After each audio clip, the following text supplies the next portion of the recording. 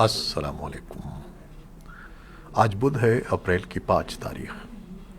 پاکستان میں سر شام کے 7، بھارت میں 7:30، اور یہاں ہمارے اسٹوڈیوز کی گھڑیوں میں صبح کے 10 بج رہے ہیں۔ وائس آف امریکہ واشنگٹن کی اردو سروس سے میں ہوں خالد حمید، خبروں کے ایک بلیٹن کے ساتھ۔ امریکہ کے سابق صدر ڈونلڈ ٹرمپ نے اپنے خلاف عدالتی کارروائی کو ملک کی توہین قرار دیا ہے اور کہا ہے کہ وہ کبھی سوچ بھی نہیں سکتے تھے کہ امریکہ میں ایسا بھی ہوگا۔ منگل کو مینہٹن کی ایک عدالت نے سابق صدر کے خلاف سن 2016 کے صدارتی انتخابات سے قبل ایک پورن اداکارہ کو خاموش رکھنے کے لیے $130,000 کی ادائیگی کے مقدمے میں 34 الزامات عائد کیے۔ تاہم سابق صدر نے ان الزامات کی صحت سے انکار کیا ہے۔ عدالت میں پیشی کے بعد فلوریڈا پہنچنے پر ٹرمپ نے لگ بھگ 25 منٹ تک اپنے حامیوں سے خطاب کیا۔ انہوں نے الزام عائد کیا کہ مخالفین سن 2024 کے صدارتی انتخابات میں ان کی متوقع کامیابی روکنے کے لیے ان کے خلاف قانونی محاذ کھولے ہوئے ہیں۔ تاہم انہوں نے ان دعووں سے متعلق کوئی ثبوت فراہم نہیں کیے۔ امریکہ کے صدر جو بائیڈن نے اپنے پیشرو ڈونلڈ ٹرمپ کے خلاف جاری عدالتی کارروائی پر سوالات کا جواب دینے سے گریز کیا۔ وائس آف امریکہ کے نمائندے اسٹیو ہرمن کی رپورٹ کے مطابق صدر جو بائیڈن نے منگل کو سائنس اور ٹیکنالوجی کے مشیروں سے ملاقات کی اور مصنوعی ذہانت کے ممکنہ خطرات اور فائدے کے بارے میں خیالات کا اظہار کیا، مگر انہوں نے ٹرمپ سے متعلق صحافیوں کے سوالات کو نظر انداز کیا۔ وائٹ ہاؤس کی پریس سیکریٹری کارین پیئر کے مطابق منگل کو صدر بائیڈن نے نیو یارک میں ہونے والی سرگرمیوں پر توجہ نہیں دی۔ امریکی سینٹ کے اکثریتی رہنما چک شومر نے اپنے ایک بیان میں کہا کہ انہیں یقین ہے کہ مقدمے میں ڈونلڈ ٹرمپ کا منصفانہ ٹرائل ہوگا۔ دوسری جانب کئی ریپبلکن قانون ساز اس معاملے کو مختلف انداز سے دیکھتے ہیں۔ وہ سابق صدر کے خلاف کیس کو سیاسی انتقامی کارروائی قرار دے رہے ہیں۔ پاکستان کے صوبہ خیبر پختونخوا پولیس فورسز کے جوانوں اور افسران میں عدم تحفظ کی فضا میں مزید اضافہ اس وقت پیدا ہو گیا جب جنوبی ضلع کوہاٹ میں عسکریت پسندوں کے حملے میں ہلاک ہونے والے اہلکاروں کے حفاظتی جیکٹ اور ہیلمٹ غیر معیاری پائے گئے۔ سوموار کی رات کوہاٹ میں عسکریت پسندوں کے حملے میں 2 اہلکار جان دے بیٹھے۔ ابتدائی تحقیقات کے دوران ایک اہلکار کے حفاظتی جیکٹ اور ہیلمٹ سے گولیاں آر پار ہو گئیں۔ اس واقعے کے بعد انسپکٹر جنرل پولیس نے ڈپٹی انسپکٹر کی سربراہی میں تحقیقاتی کمیٹی قائم کر کے 1 ہفتے کے اندر رپورٹ جمع کرنے کی ہدایت کی ہے۔ رواں سال کے پہلے 3 مہینوں کے دوران خیبر پختونخوا پولیس پر ہونے والے 25 حملوں میں 125 افراد ہلاک اور 200 سے زیادہ زخمی ہوئے ہیں۔ ایک پولیس عہدیدار کا ماننا ہے کہ یہ حفاظتی سامان لگ بھگ 14-15 سال قبل خریدا گیا تھا اور اب یہ تقریباً بوسیدہ ہو گیا ہے۔ پولیس فورس پر تازہ ترین حملہ منگل کے روز شمالی ضلع دیر میں ہوا، جس میں ایک اہلکار ہلاک ہو گیا۔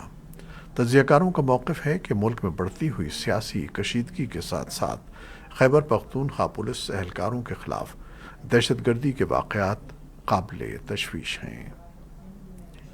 بھارت میں 1 سے 12ویں جماعت تک کی نصابی کتابیں تیار اور شائع کرنے والے حکومتی ادارے NCERT نے 12ویں جماعت میں پڑھائی جانے والی تاریخ کی کتاب سے مغل دور حکومت کی تاریخ کو حذف کر دیا ہے۔ اس کی تیار کردہ کتابیں ملک کے ان ہزاروں اسکولوں میں پڑھائی جاتی ہیں جہاں حکومتی ادارے CBSE کے تحت امتحانات ہوتے ہیں۔ اب تک 12ویں کے طلباء کو اکبر نامہ، بادشاہ نامہ، مغل حکمراں اور ان کی سلطنت جیسی چیزیں پڑھائی جاتی تھیں۔ یہ تمام چیزیں نصاب سے خارج کر دی گئی ہیں۔ نصاب میں تبدیلی کے خلاف بڑے پیمانے پر احتجاج ہو رہا ہے اور اسے دائیں بازو کی سیاست کا نتیجہ قرار دیا جا رہا ہے۔ متعدد تاریخ دانوں، سماجی کارکنوں اور سیاسی شخصیات نے حکومت کے اس اقدام کی مذمت کی ہے۔ ان کے بقول سیاسی مقاصد کے تحت بھارتی تاریخ کے ایک اہم عہد کو ختم کر دینے کا قدم اٹھایا گیا ہے۔ مغلیہ عہد صرف سیاسی حکمرانی سے عبارت نہیں ہے، بلکہ وہ ایک ثقافتی ورثہ بھی ہے۔ N C E R T کے ڈائریکٹر دنیش پرساد سکلانی نے اس فیصلے کا دفاع کیا ہے۔ ان کا کہنا ہے کہ یہ پیشہ ورانہ کارروائی ہے اور اس کا مقصد کورونا کی وبا سے متاثر طلباء کی مدد کرنا ہے۔ اس کا کوئی سیاسی مقصد نہیں ہے۔ اتر پردیش حکومت کا کہنا ہے کہ ہماری قدیم تہذیب، روایات اور ثقافت ہمارا ورثہ ہے۔ حکومت چاہتی ہے کہ موجودہ نسل ہماری قدیم عظمت کے بارے میں صحیح علم حاصل کرے۔ خبر رساں ادارے رائٹرز نے اقوام متحدہ کے حوالے سے کہا ہے کہ افغانستان میں تقریباً 3,300 افغان عملے کو اگلے 2 دنوں تک کام پر نہ آنے کے لیے کہا گیا ہے۔ اس سے پہلے منگل کو طالبان حکام نے اس بات کا اشارہ دیا تھا کہ وہ عالمی ادارے کے لیے کام کرنے والی افغان خواتین پر پابندی کا نفاذ کریں گے۔ اقوام متحدہ کے ترجمان اسٹیفن دوجارک نے نیو یارک میں نامہ نگاروں کو بتایا کہ افغانستان میں اقوام متحدہ کے حکام کو طالبان حکام کی طرف سے ایک حکم نامہ موصول ہوا ہے، جس میں اقوام متحدہ کے قومی عملے کی خواتین ارکان پر کام کرنے کی پابندی لگائی گئی ہے۔ انہوں نے کہا کہ اقوام متحدہ اثرات کا جائزہ لے رہی ہے اور مزید وضاحت کے لیے بدھ کو کابل میں افغان وزارت خارجہ کے حکام سے ملاقات کریں گے۔ رائٹرز نے بتایا کہ تقریباً 400 افغان خواتین اقوام متحدہ کے لیے کام کرتی ہیں۔ اقوام متحدہ کے 2 ذرائع نے رائٹرز کو بتایا کہ نفاذ کے حوالے سے خدشات کے باعث ادارے نے تمام عملے، مرد اور خواتین سے 48 گھنٹے تک کام پر نہ آنے کو کہا ہے۔ افغانستان میں اقوام متحدہ کے مشن نے منگل کو اس بات پر تشویش کا اظہار کیا تھا کہ مشرقی صوبے ننگرہار میں خواتین عملے کو کام پر جانے سے روک دیا گیا ہے۔ طالبان انتظامیہ اور افغان وزارت اطلاعات نے فوری طور پر تبصرہ کرنے کی درخواستوں کا جواب نہیں دیا۔ اقوام متحدہ کے سیکرٹری جنرل اینتونیو گتریس نے کہا ہے کہ وہ افغانستان کے صوبے ننگرہار میں افغان خواتین ساتھیوں کے کام کرنے پر پابندی کی شدید مذمت کرتے ہیں۔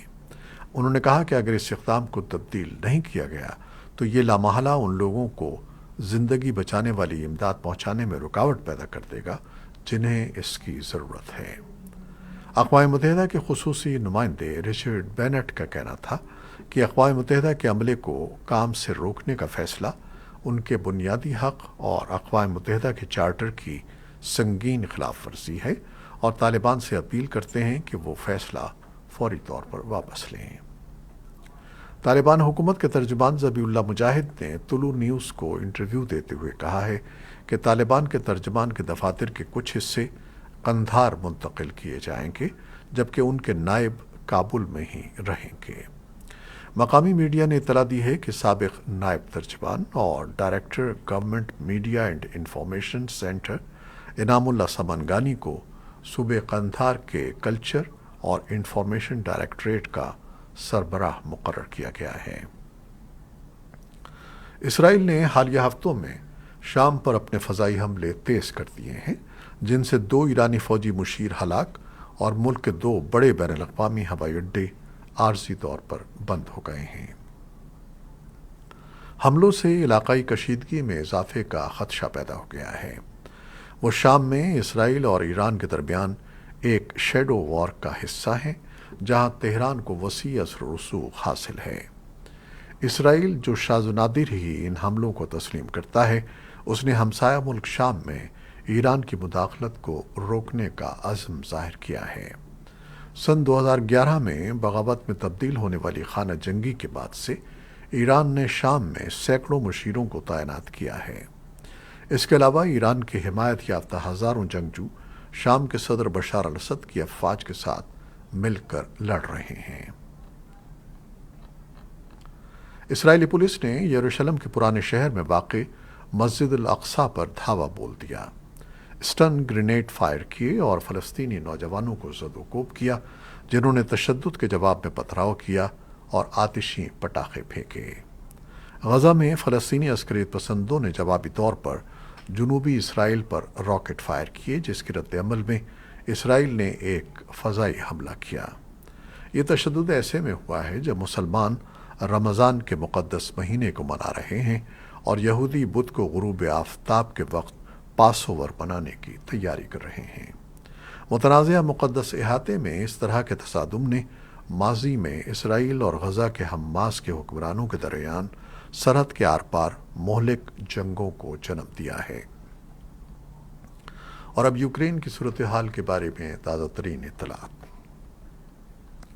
فرانس کے صدر ایمانوئل میکرون نے بیجنگ کے دورے کے دوران کہا ہے کہ چین روس کے ساتھ اپنے تعلقات کی بنا پر یوکرین میں امن کے حصول میں اہم کردار ادا کر سکتا ہے۔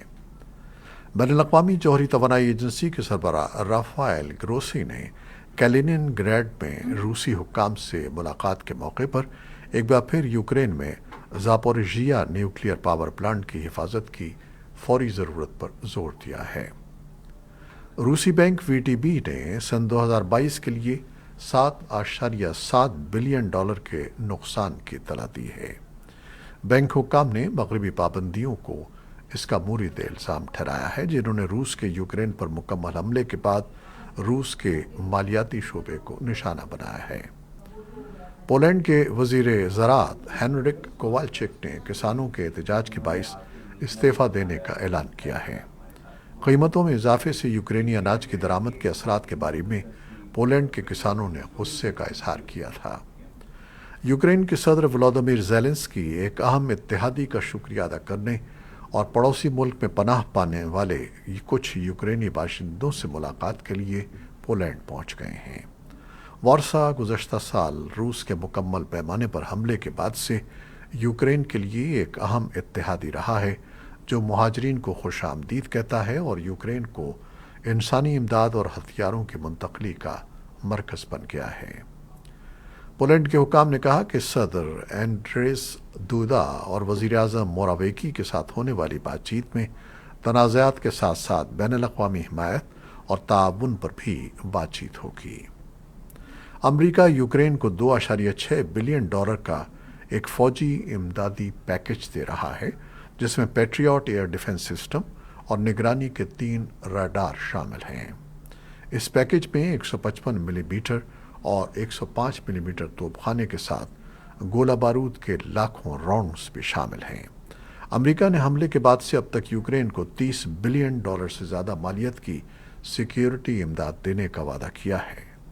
امریکہ کیف کے لیے اپنے سیکیورٹی عطیات میں تقریباً 10ویں نمبر پر ہے۔ امریکہ کے وسط مغرب اور جنوب کے کچھ حصوں میں حکام نے رہائشیوں کو خبردار کیا ہے کہ وہ پہلے سے پناہ گاہیں تیار کر لیں۔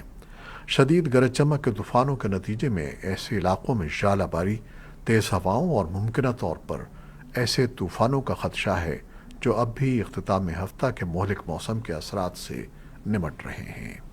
منگل کو الینوائے میں 2 طوفانوں کی تصدیق ہوئی ہے۔ فوری طور پر کسی بڑے نقصان کی اطلاع نہیں ملی۔ جمعے کے طوفان جو ہفتے کے آخر تک پھیلے ہوئے تھے، انہوں نے جنوبی، وسط مغربی اور شمال مشرقی 11 ریاستوں میں بگولوں کو جنم دیا۔ 30 سے زیادہ لوگ ان میں ہلاک ہو گئے۔ قومی محکمہ موسمیات نے منگل کی شام آئیووا اور الینوائے میں طوفان اور شدید گرج چمک کی وارننگ جاری کی ہے۔ پیشین گوئی کرنے والوں کا کہنا ہے کہ مشرقی الینوائے، لوئر مشیگن اور اوہایو ویلی کے کچھ حصوں میں بدھ کو بھی شدید موسم کا امکان ہے۔ یہ تھیں وہ خبریں جو فیس بک لائیو پر ہم نے آپ کے لیے پیش کیں۔ ہماری ویب سائٹ، یوٹیوب اور پوڈ کاسٹ پر یہ بلیٹن آپ کے لیے پوسٹ کر دیا جاتا ہے۔